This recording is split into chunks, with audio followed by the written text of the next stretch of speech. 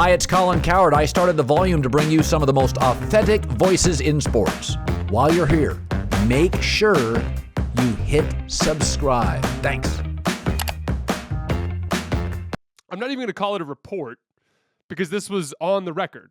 This was Jeannie Buss being quoted in The Athletic, essentially saying that she very much has leaned a lot on Magic Johnson this year in all of the drama that has surrounded the Lakers. And it was immediately discouraging for anybody who's been following the Lakers over the course of this stretch. I've been covering the Lakers now for 4 years. And before we go any further, I just really quickly wanted to read off the highlight reel of the Laker front office and ownership group over the course of this 4-year stretch, because I think it does a nice job of framing what I'm going to try to say here. Now, again, this is just in the last 4 years. And yes, every NBA front office has black marks. Every NBA front office has made mistakes. But this is genuinely impressive. So, for starters, in the summer of 2018, they let Julius Randle walk for nothing. Mind you, this was the 7th overall pick, a legitimate lottery player who was trending in the right direction, and the Lakers just didn't want to deal with whatever was associated with keeping him, whether it was his attitude, whether it was the money, whether it was the complication of trying to sign and trade him. They just let him walk. Shortly thereafter, they let Brook Lopez walk. Brook Lopez, the center who could shoot, which obviously made a ton of sense with LeBron James, but they decided to let him walk. He said on the record later that year that he wanted to stay in LA, and they didn't extend the offer to him.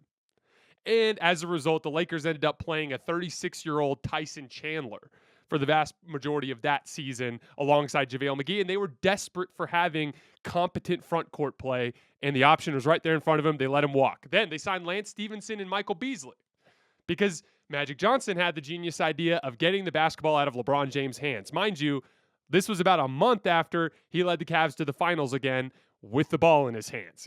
The galaxy brain idea of taking the ball out of LeBron's hands that Magic Johnson had in that summer. Then they, at the deadline, panic traded Ivica Zubac for Mike Muscala, which Zubac is one of the better backup centers that you can find in the league, and Mike Muscala basically was just a big guy who could shoot and didn't make any shots with the Lakers, another disaster. Then going into that offseason, they traded Danny Green in a first-round pick for Dennis Schroeder, which, again, I understand the idea there, this idea of getting playmaking around LeBron, but that was the first step in the transition from the Lakers away from being a big team that had shooting to a small team, and in the case of Dennis Schroeder, a huge part of why the Lakers had such spacing problems in that season. They also signed Montrezl Harrell with the mid-level exception that year. Again, Montrezl Harrell, a clutch client. So we had back-to-back off seasons where we didn't look for the best player.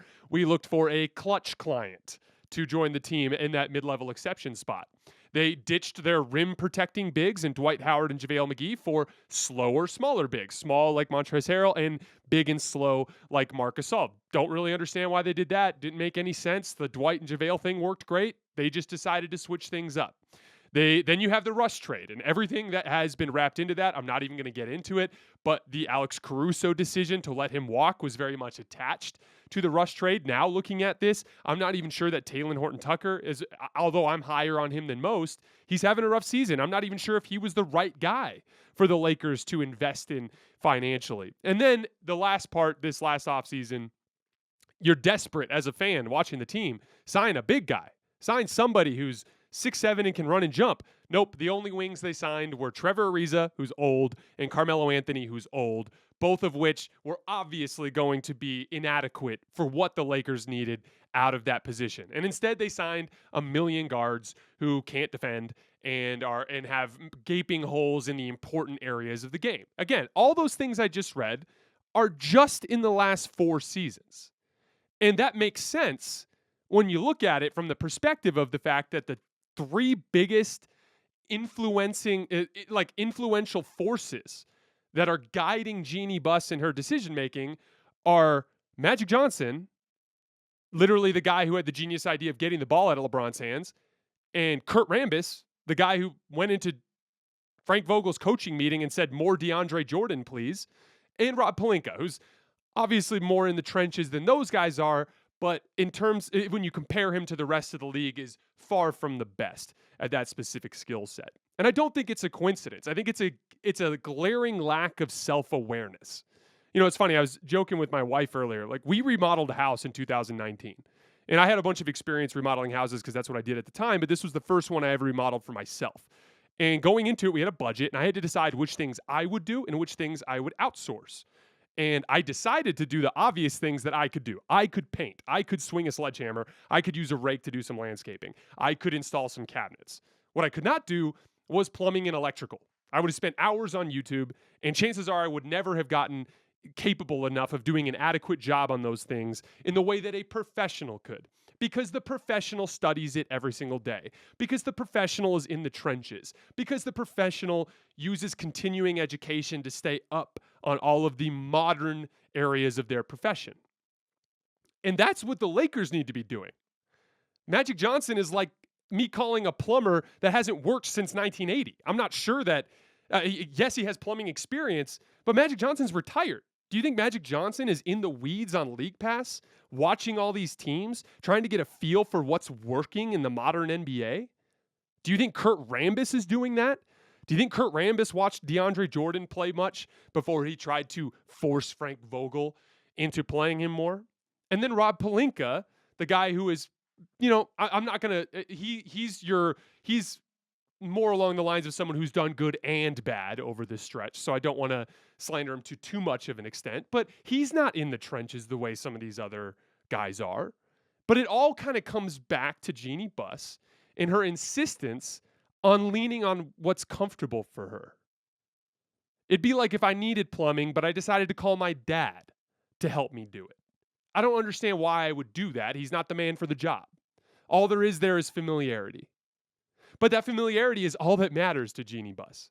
And that extends to even LeBron and AD, who clearly with their personnel recommendations that they're making are saying, let's sign clutch guys. When very clearly coming into the season, that mid-level exception needed to be used on a big wing. And instead of it being Rudy Gay, a guy who's big and can do big guy stuff, it was Kendrick Nunn, yet another little guard who's offensively oriented. And that's really troubling because you've seen, as Laker fans, what you get when you get a grinder, when you get a guy who's really in the trenches. The Lakers scouting department, for instance, is one of the best in the league. Those guys find incredible gems in the undrafted class, in the G League, in the second round, in the late first round. Their track record is unassailable. You know that there is a work that's being done behind the scenes to locate those guys. But the top three guys that are influencing Laker personnel decisions are literally three people that aren't doing the work. They are family friends. They are close and familiar to Jeannie Buss. They aren't the right people for the job. And say what you want. There's this war that happens on Twitter between like the blog boys and the people who have a real basketball background. But say what you want about the blog boys. Those guys are working. Those guys are watching games. Sometimes they watch too many spreadsheets alongside the games, but they're watching games. That's what the Lakers need. Not necessarily one of those guys, but somebody with a basketball background that actually is in the trenches, that is traveling around and watching games in Europe, that is constantly on NBA League Pass, watching dozens and dozens of games every week, not just games that the Lakers play in, and actually doing the work that you need to do to be a successful general manager in this league. It doesn't take a lot to look at the landscape of the league and understand that the Lakers ditched all their size and that was going to be a problem. That's literally why all of us were pleading for Wesley Matthews or pleading for Rudy Gay or pleading for James Ennis or whoever it was we were pleading for this summer when we just wanted somebody who was tall on the team. Because we watch the games, because we pay attention to League Pass, because we see what works in the NBA these days. And that's concerning. Like I said in the last show, Rob Pelinka had pointed out that everybody needs to look in the mirror. And Jeannie Buss needs to be the next person to look in the mirror. Because far too often, and that's what's so crazy about this story from The Athletic, in terms of just being tone deaf. How is it that with everything that's going on, you thought it was a good idea to go on the record that the guy you're leaning on right now is the same guy who made a fool of himself quitting on the franchise literally during a game in the 2019 season? Again, you need to apply this certain amount of respect to Magic Johnson for what he accomplished in the league. I'm not trying to circumvent that at all. He's the best point guard to ever play the game. He deserves all the requisite respect. However, this dude is not a guy who should be making NBA personnel decisions in the year 2022. Neither is Kurt Rambis, and neither is Rob Pelinka. So Jeannie Buss needs to wake up and learn from her scouting department and find people that are actually willing to do the work on that front. Because those are the guys that can look at LeBron in the face and be like, hey, actually, you don't want Russ. I've watched every game he's played in the last 3 years, and he's one of the worst defensive players in the league when you factor in his lack of focus. That was a conversation that would have happened if it was Masai Ujiri in the front office and not Rob Pelinka. And so that's the next area of improvement here.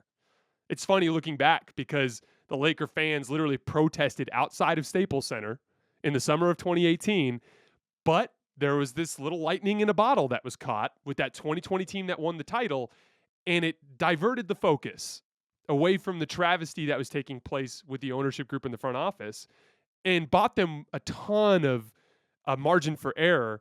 But they've made so many mistakes in the time since then that they have literally undone everything that team had built.